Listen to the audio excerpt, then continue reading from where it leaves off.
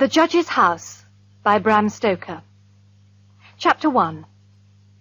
It was April, and John Moore was studying for an important examination.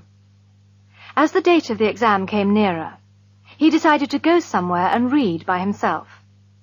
He did not want the amusements of the seaside or the beauties of the countryside.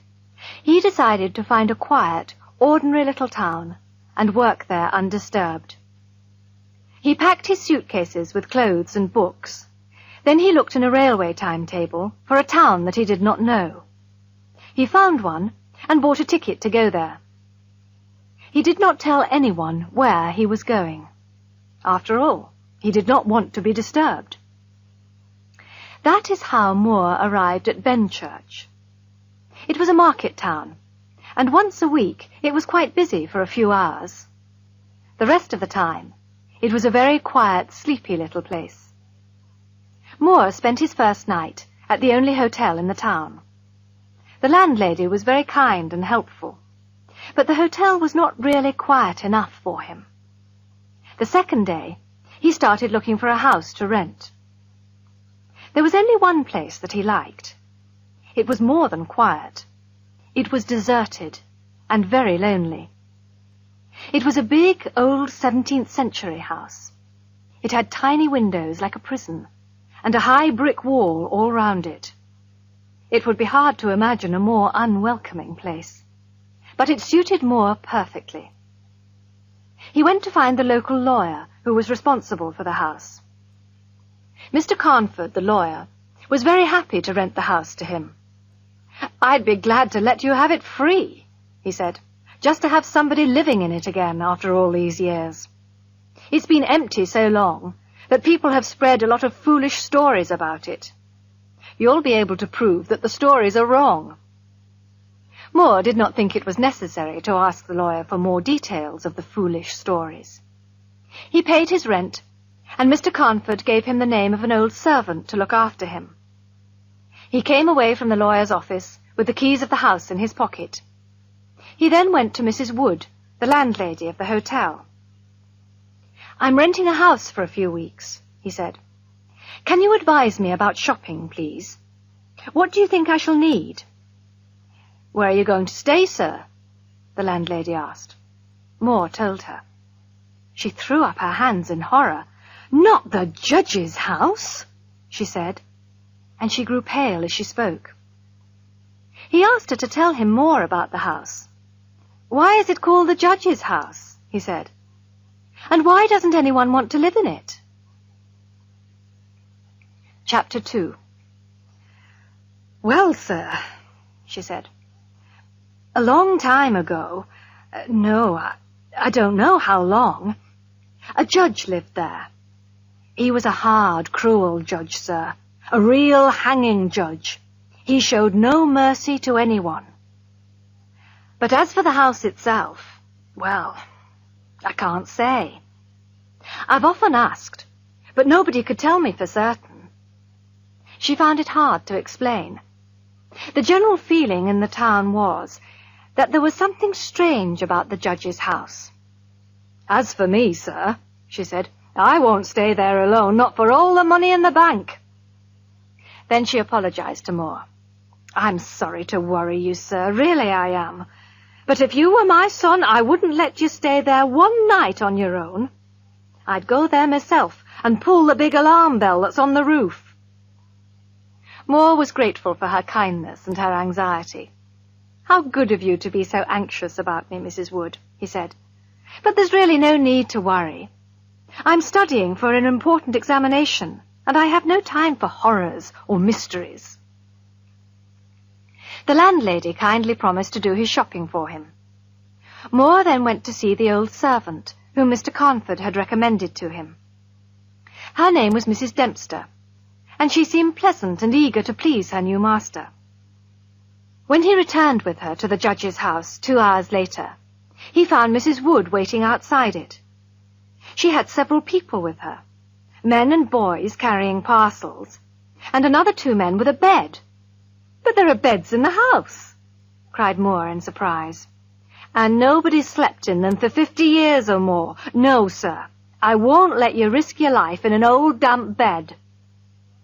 The landlady was obviously curious to see the inside of the house. At the same time, she was clearly afraid. At the smallest noise, she held nervously to Moore's arm. Together, they explored the whole house. After his exploration, Moore decided to live in the dining room. It was big enough for both working and sleeping. Mrs. Wood and Mrs. Dempster began to arrange everything. Soon the baskets were unpacked. Moore saw that kind Mrs. Wood had brought many good things from her own kitchen. Before she left, she turned to Moore and said, "I do hope you will be all right, sir.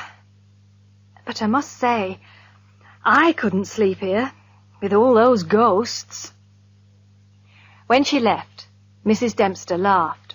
"Ghosts?" she said. "Ghosts? There are no ghosts. There are rats and insects and doors that need oiling. There are windows that blow open in the wind. Look at the old oak walls of this room, sir. They are old, hundreds of years old. Don't you think there'll be rats and insects behind the wood? You'll see plenty of rats here, sir, but you won't see any ghosts. I'm sure of that. Now you go and have a nice walk, sir, and when you come back, I'll have this room all ready for you." She kept her promise. When Moore returned, he found the room clean and neat. A fire was burning in the ancient fireplace. She had lit the lamp and put his supper ready on the table. "Good night, sir," she said. "I have to go now and get my husband's supper.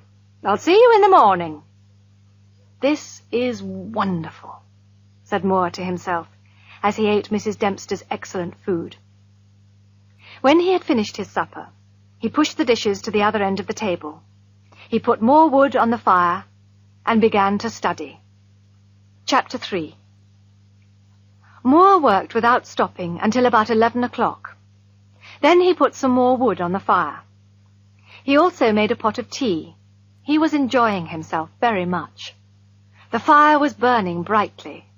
The firelight danced on the old oak walls and threw strange shadows around the room. His tea tasted excellent, and there was nobody to disturb him. Then, for the first time, he noticed how much noise the rats were making.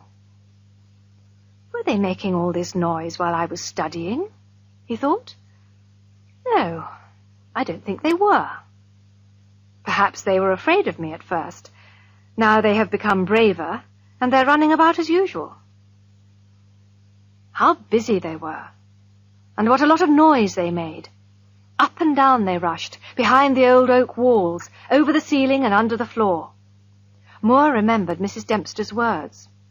"You'll see plenty of rats, but you won't see any ghosts." "Well," he said with a smile, "she was right about the rats anyway." He picked up the lamp and looked around the room. "How strange," he said to himself. "Why doesn't anybody want to live in this beautiful old house?" The oak walls were very beautiful. There were some old pictures on the walls, but they were covered with dust and dirt, and he could not see them clearly. Here and there he saw small holes in the walls. From time to time the curious face of a rat stared at him. Then with a scratch and a squeak, it was gone. The thing that interested him most, however, was the rope of the great alarm bell on the roof. The rope hung down in a corner of the room, on the right-hand side of the fireplace. He found a huge high-backed oak chair and pulled it up beside the fire. There he sat and drank his last cup of tea. Then he put more wood on the fire and sat down at the table again with his books. For a time the rats disturbed him with their scratching and squeaking. But he got used to the noise, and soon he forgot everything except his work. Suddenly he looked up. Something had disturbed him, but he did not know what it was. He sat up and listened. The room was silent. That was it. The noise of the rats had stopped. "That's what disturbed me," said Moore with a smile. He looked around the room. and saw an enormous rat. It was sitting on the great high-backed chair by the fire, and it was staring at him with hate in its small red eyes. Moore picked up a book and pretended to throw it. But the rat did not move. It showed its great white teeth angrily, and its cruel eyes shone mercilessly in the lamplight. "Why, you—" cried Moore. He picked up the poker from the fireplace and jumped up. Before he could hit the rat, however, it jumped to the floor with a squeak. It ran up the rope of the alarm bell and disappeared in the darkness.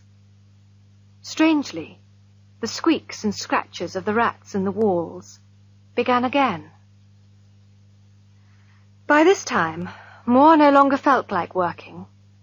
Outside the house the birds were singing. Soon it would be morning. He climbed into bed and immediately fell asleep.